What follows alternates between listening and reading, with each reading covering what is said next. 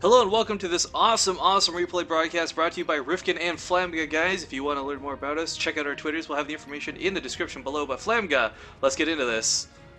Let's do this. In the top left-hand corner, we have the Blue Zerg. He's known as LZ Gamer. Yeah, pretty proactive in Heart of the Swarm. He's released multiple replay packs up to this point. So if you guys want to check out some of his work, make sure to just go look for. You just Google LZ Gamer replay pack. You're gonna get like 20 results. But his opponent, in the lower right, discussing how he likes to abuse oracles in PvT. Playing for FXO, it is the North American player Future. Which is really annoying because I haven't heard much of FXO since they sort of just stayed in Korea. So, what has happened with them? Because I've missed out on a lot of information apparently. Well, yeah, there's been some weird stuff happening. I mean, they had Grubby start working with them. Like, he's not. I don't believe Grubby's like officially part of the team, but he was working with them to play in Korea or something. But they also have. I mean, the thing is about FXO, their European division's pretty big. Everyone knows like Baby Knight, Happy Zerg, etc.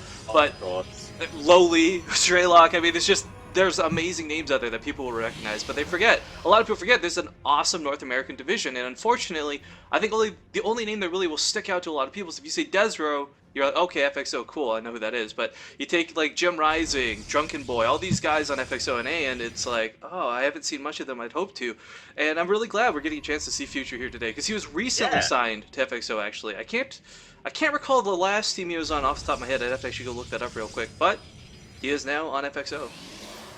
Cool.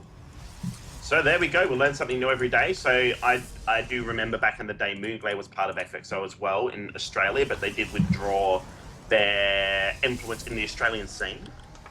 So yeah, that's cool to hear that they're everywhere else now, at least. So hopefully they'll come back down here too. That's just kind of sad for me to hear about those stuff like that because I work with like you and Baldy and stuff, and I get to know a lot of the Australians. We've cast several Masters Cups at this point, so I've seen some of their amazing players. But yeah, Australia, man, it's not that they're bad players or anything like that. It's just the time zone hurts that scene so much. Yeah, it's not too bad for things in Korea, but anything else is just really bad. America. Well, even so, it's still like it's a little early for Korea to do some of the events, and it's like way too late at night for North America, and Europe's just completely out of the question. Oh yeah. But anyway, well, I was gonna say before we get too distracted with the game, I want to point out we have FXO Future going for a Gateway first build with an early Mothership Core. Now I'm really curious if this will be double Zealots, which actually it will be. There's already one on the field, so I take that back. Yeah, this is something that's becoming a little popular versus Zerg right now, and I like this choice because two Zealots are pretty darn strong on their own, but unfortunately, they can't keep up with Queens. You know, you get kited around, have the drones surround, hold position, all these nasty things, but yeah, the Mothership Core to the mix, and they're that much stronger. Oh yeah. He just took the words out of my mouth. I feel very useless right now. I do apologize, Flamga, but that's okay. If you want to point out, someone did an extractor gas steal. As you do. Now, normally we see them cancel at the end. They try to keep it going as long as they can, obviously, to get a scout later, but kept it on there. So at least it's going to limit Future's gas intake, but of course, he does have that expansion coming up. So, I mean, look, at this point in time, he doesn't really need that gas, so that's not going to really bother him too much. I'm gonna have to sort of half disagree with you on this. Yes, it's not detrimental damage or anything like that, but I mean, I think this was a very conscious choice by LZ Gamer. He saw the Stalkers, or sorry, the Zealots leave the base. Stalkers here now, and he's gonna have to fight this, but he saw everything leave the base, so he knew nothing would be at home to take care of the extractor. And by letting it complete, it kind of baits maybe the Mothership Core will stick around and fight it instead of going to the opponent's base. So, limiting gas and potential distraction factor, really good choice by LZ Gamer, but FXO Future's here, and he's got something to say. Now, he does have that time warp, but he's not deciding to use it, and there's just too much here with those Queens. Yeah. I mean, the time warp's great. It makes it so the Zealots can catch things, it helps kite things around, but with the Queens there, two of them as well. I'm liking this. That Mothership Core, actually, some nice micro there. But I was going to mention one more thing with this extractor.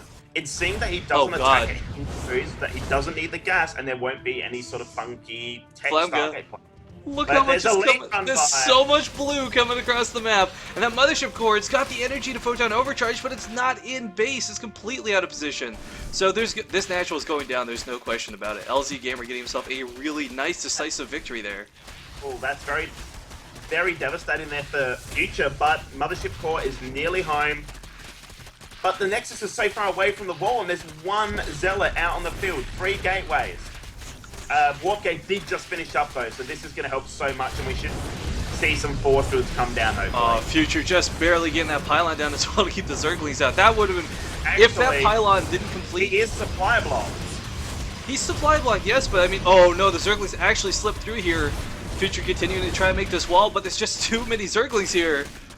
He needs that photon overcharge. Here we go. Okay. Oh, it's just out of range of all the crucial buildings he needs to save.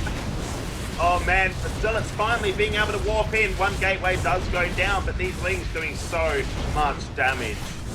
This is great too. I mean, it's really hard to decide to go, not even all in, but just super aggressive with a Zergling counterattack like that. I mean, he held off Future's attack, and he could have happily just gone for a third and droned up like crazy behind it, but making that offensive decision was really intelligent by LZ Gamer. Oh yeah, and yeah, just having that scout factor in his base, seeing him come across the map with his core, with a double Zealot and Stalk, which by the way puts you slightly behind in production. You've got to wait for your second and third gateway, so you're not going to have much of anything back at home. Now, did he actually see that expansion before? I think he did. So he saw that with his Overlord, and seeing all that, he's going to have nothing and another Ling run by.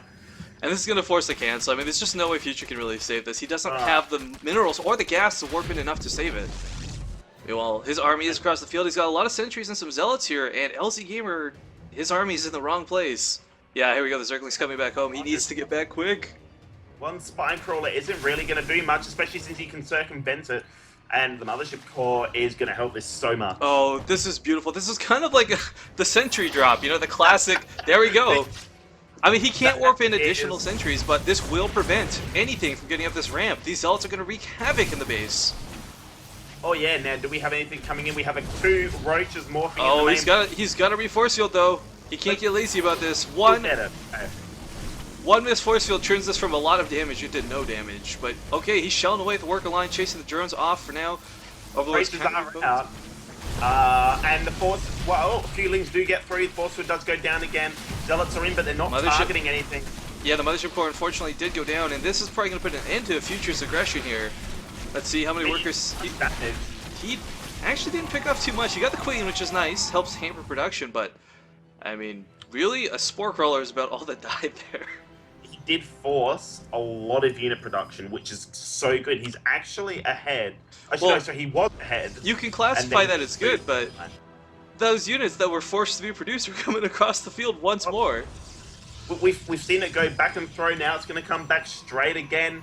But Future should be fine. I mean, he's got a nice force here, lots of force fields. He's going to be okay, and the expansion should go up for the 3rd time. I don't know if you got it on your screen because I know physics aren't the same for everybody, but man, that Zergling left a skid mark and a half sliding down that ramp. Oh yeah, I love leaving the physics on. I love seeing all the bodies just fly everywhere. I love the ragdoll actually. That is just so good. Yeah, I really like how they incorporated the cliffs too. Like, you don't just die, you like fall off the cliff and down to the abyss. Yeah, oh yeah. But okay, let's take a look at this. I mean, Future, he's setting up, he's still trying to get this natural flame gun. I mean, he wanted to have this up ages ago. Oh yeah. And he's only got 4 gates. The problem is he doesn't have any tech yet. He's just got the 4 gates on the field, nothing else. And he really needs to start getting some more options, either upgrades or getting getting Stargate play. I mean, just taking a look at the income tab, I think says it all for the time being. I mean, LZ Gamer has just so much minerals incoming, and Future, now he's got the base up, he'll finally start catching up to this, but, I mean, the reality is he's pretty far behind right now. Yeah, he's going to have to do something. He's got to either do some damage or take an economical risk or just get something out that's going to directly counter it. Right now, it is just Roach Ling. There's nothing that can shoot up. So Stargate play would have been maybe a good bit before, but now we are going to see Hydralisk. Yeah. That did pop out, and we're seeing the Hydralisk speed. So that's not even an option anymore. Yeah, the muscular augments are pretty darn scary. Needs something, and I'm not sure what he can do, but nice force fields there, blocking out the Roaches. I don't know, it feels like I don't know if I want to call those nice force fields. We see about 5 overlaying the same area that 2. But they did what they needed to do, so there could have been some refinement there, but Time Warp does go down. I'm actually surprised that Future's not engaging that, but Maybe that's just my lack of playing Protoss recently. He could take this fight, but with heavy losses, and if he doesn't have anything to defend the next wave, which, yeah, we see another equally large amount of roaches joining this, he would have been in a ton of trouble. So falling back there, not a bad choice. I mean, definitely, I think he could have taken that fight, but it's the follow-up which is questionable. Yeah. Alright, so we're going to have another push by the looks from LZ Gamer.